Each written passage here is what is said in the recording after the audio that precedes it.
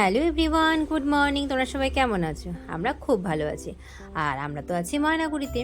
আর ময়নাগুড়িতে দেখো, ঘুম থেকে উঠেই সকালবেলা চাটা খেয়ে বসে পড়েছি নেল পালিশ পরতে।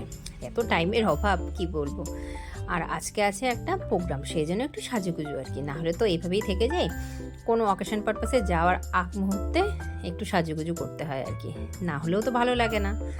আগে মেয়ে বয়সেই ভালো ছিল বলো, সপ্তাহে সপ্তাহে নেল পালিশ চেঞ্জ করতাম, পরতাম, কত মজা করতাম। আর এখন কাজের চাপে কিছুই হয় না। তারপর দেখো একটা ফেস প্যাকও লাগিয়ে নিলাম। তারপর স্নান সেরে এসে পড়লাম, মুখে একটু টোনার ক্রিম টিম লাগিয়ে রেডি হব। আজকে তো ক্লাস আছে, আর আমার এই পার্লারের ক্লাসটা বলতে পারো শেষের পথে। আর 3 থেকে 4 দিন করালেই আমার এই ক্লাসটা কমপ্লিট।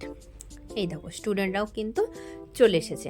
আজকে ছিল ভ্যাক্সিংয়ের ক্লাস। ভ্যাক্স করতে সবাই ভয় পায় প্রথম স্টেপটা, কিন্তু করতে তো কতই ভালো লাগে বলে, করার পরে যে কতটা ভালো লাগে সে যারা করে তারাই বোঝে। যাই হোক, এই ক্লাসটা শেষের পথে। আমার নতুন ক্লাস আবার পুজোর পরে শুরু হবে।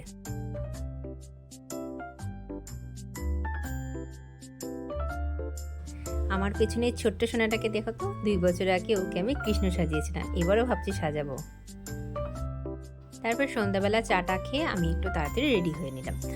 তো প্রথমে শাড়িটা পরে নিলাম। এই শাড়িটা কিন্তু আমার বিয়ের বছরের শাড়ি, মানে বিয়েতেই কেনা শাড়ি, বিয়ে পারপাসে কিনেছিলাম।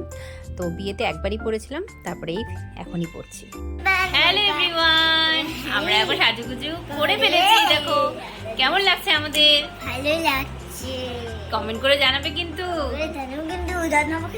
জানাবো কিন্তু। আমরা এখন একটা বুনুর রাইস সেরেমনিতে যাচ্ছি। বুনুটাকে অবশ্যই তোমাদের সাথে শেয়ার করাবো। আমার সাথে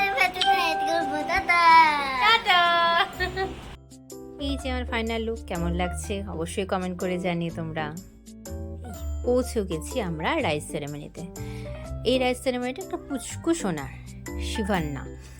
ওর মা আমার খুব কাছে একটি বোন, তাই না এসে আর পারলাম না।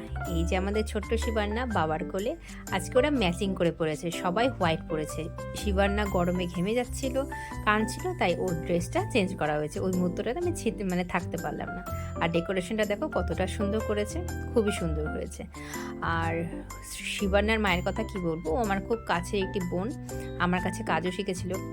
তার থেকেও বড় কথা, বলে না কিছু কিছু মানুষ থাকে মনের খুব কাছে, ওর সাথে সবসময় কন্টাক্টে থাকি। যতই যাতায়াত কম থাকুক না কেন, কন্টাক্টে সবসময় আমরা থাকি। আর ও দিদি হিসাবে খুবই ভালোবাসে, খুবই সম্মান করে, যেটা কিন্তু খুবই ভালো লাগে। আর দেখো এখন ওর নামটা কি সুন্দর উঠে আসবে। ওদের বাবা মাকে একসাথে দেখতে খুব ভালো লাগছে শিবান্নাকে নিয়ে। তো যেহেতু শিবান্না, তাই শিব ঠাকুরের ওপর পড়ছে। আর দেখো শিবান্না নামটা উঠে আসছে, কি সুন্দর না বলো তো, একদম ইউনিক, খুব ভালো লাগলো আমার। তারপর একটু ফুচকা খেলাম, একটু ফ্রেঞ্চ ফ্রাই এসব খেলাম স্টলে। আর অনেকের পরিচিত সবার সাথে দেখা হয়েছিল, গল্পগুজব করলাম। তারপর চটজলদি আমরা খাওয়া দাওয়া সেরে বাড়িও ফিরে আসলাম।